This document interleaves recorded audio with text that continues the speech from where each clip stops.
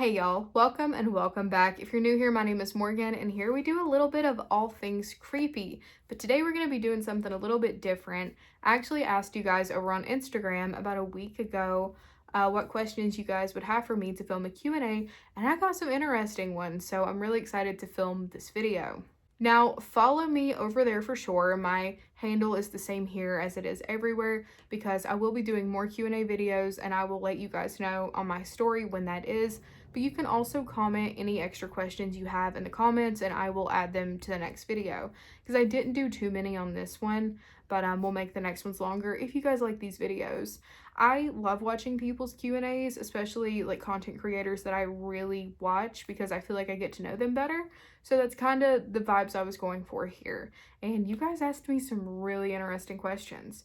So without further ado, let's get right into the first one. So the first question was, how did I leave Christianity and what caused me to make that decision? So for you guys that don't know, I actually grew up Southern Baptist. I'm from Southwest Virginia in the Appalachian Mountains. I feel like most of us grew up Southern Baptist here. But I was heavily involved in the church. I'm talking played Mary in the plays. I was in the church choir. I helped with classes. Like I was deep in the trenches of my church. And I don't have any ill will towards my church at all. It was a little country church. I still adore those people. I love that pastor. He's such a sweet man. I never had any issues with the church like that. There was a few members. I feel like there's just some people are just bad apples everywhere. But there's a few people I didn't really get along with. But for the most part, I had a very pleasant experience in that church. I stopped going probably when I stopped going as much, I should say, whenever I was a late age teenager. And whenever I turned 21, I remember I started questioning things. And this kind of went hand in hand with my political belief shifting because I was raised very conservative. So the more I learned, the more books I read, the more people I talked to with differing opinions than mine, everything kind of started to shift. And with that, I noticed, okay, I have these political ideologies a lot because of my faith. So if one's changing, the other one might need to be looked at. And I would look at things, I actually read the Bible, and things just didn't add up enough for me. And I stepped back from Christianity, and it was one of the scariest things I've ever done in my life. I am not kidding. It is so scary stepping into the unknown like that, knowing nothing but the Christian God for years. It was 21 years at this point, and having to kind of reteach myself things was very different. And if you are going through that and stepping away from Christianity and you need someone to talk to, I am all ears because truly it was terrifying. And my husband did that the same right after me. So it was a lot. It was a lot. I did not plan to believe in anything else. I was just stepping back. I was like, okay, I'm good. But then I actually went to, I guess you could call me a pagan. I guess that would be the closest term for what I am. But I went to that next. Didn't plan on doing deity work at all. I didn't plan on doing deity work at all. That actually scared me very bad. So I started off simple with studying paganisms and the beliefs and stuff. When I got into spell work, I started off with protections, money bowls, things like that. When I did finally listen to Lilith, because she had been reaching out to me for a while, I started working with her, and it was terrifying at the beginning. And I remember it being so scary because I had never gotten such a direct and outright response from the Christian God. It was very there. Like, it was very noticeable. And I remember it scaring the shit out of me. I remember being absolutely horrified of what was happening. And I've heard that happen a lot, people that switch to paganism and work with deities. It's very different than being a Christian. And that was a huge adjustment. It's one I'm very glad I made. I think it was very necessary for my growth. I don't care what you believe in as long as you're not forcing it on anyone or harming anyone. I don't really like talking about my beliefs very much unless I'm asked because I feel like I'm forcing it or I'm worried I'm going to make someone uncomfortable, especially where I live. And I know a lot of my audience is Christian, so I don't really vocalize too much about my beliefs, but I am always here to talk about it if you guys want. That's never going to be something I force though.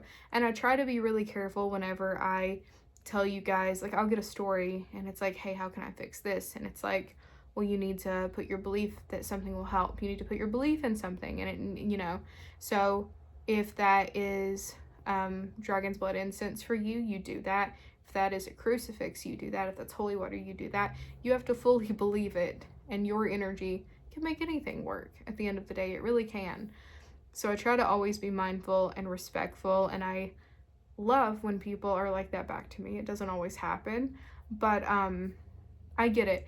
It's especially when you grow up a Christian, hearing the term witch and seeing someone with a sigil tattooed on them. I mean, you guys are like, my altar's right here. You guys are like right here at it. I understand that's alarming from that faith because it would have scared me. I guess I want to normalize it, I guess, in a way. I'm not scary. I'm just here. The next question I got was, how old are you and where are you from?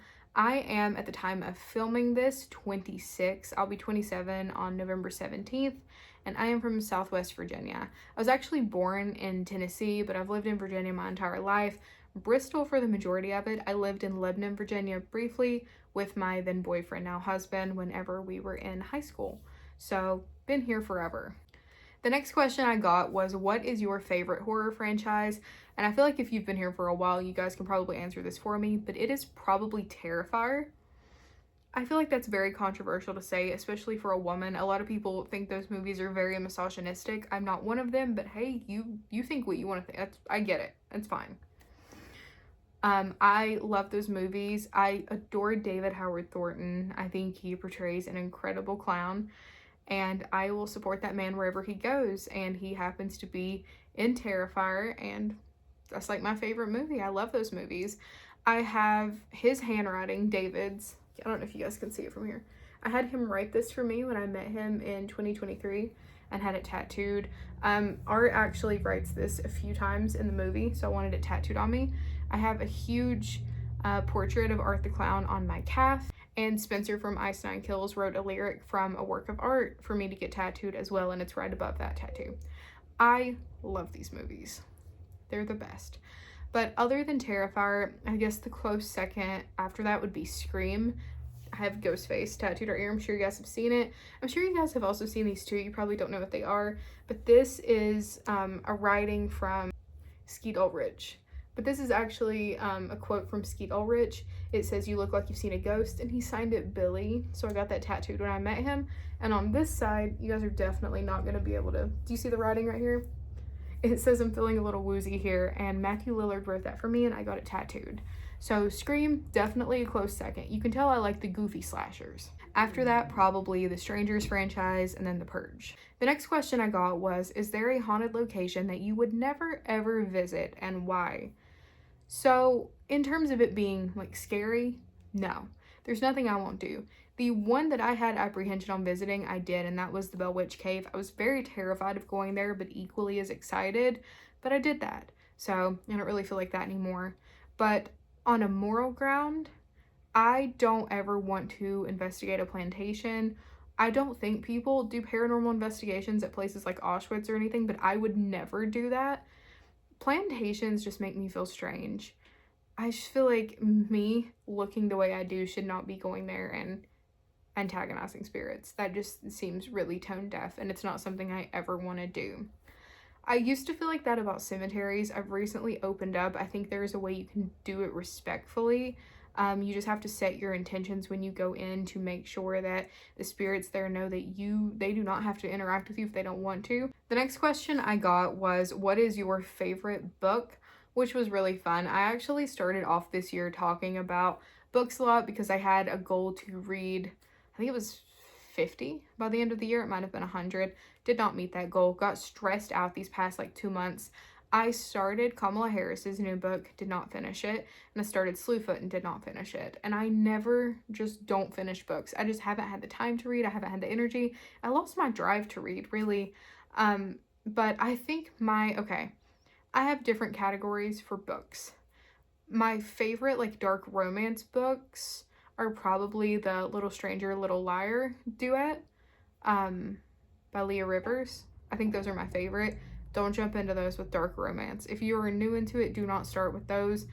They are intense. As far as horror books go, I think Mary by Nat Cassidy, I think, has been my favorite. Or Old Country. There's two authors with that, and I cannot remember what their names are. Now, Mary is a really good, like, female rage book to read. It's got some supernatural elements, some, like, elements involving a cult. So if you really like that, I highly recommend it. Old Country, it does not take place in Appalachia, but it has all of the Appalachia folklore vibes, the settings in a national forest. Ah, it's so good. It follows this couple who buy a farm for really cheap, and they find out that the land has some strange rules. And you should read it for sure. If you read either of those books, let it be Old Country, because I feel like you guys will appreciate that more. But if you want something a little bit different, then read Mary. But anyways, I guess that is all the questions I'll ask for today. Please ask me any questions in the comments, or follow me on Instagram and look out for that on my story. Nothing is too deep or personal. I will answer anything. Like I said, even if it's even if it's involving my craft work, my sickness, I don't care. Whatever you guys want to know. But thank you guys so much for hanging out with me and watching this video, and I will see you next week. I will see you next Monday.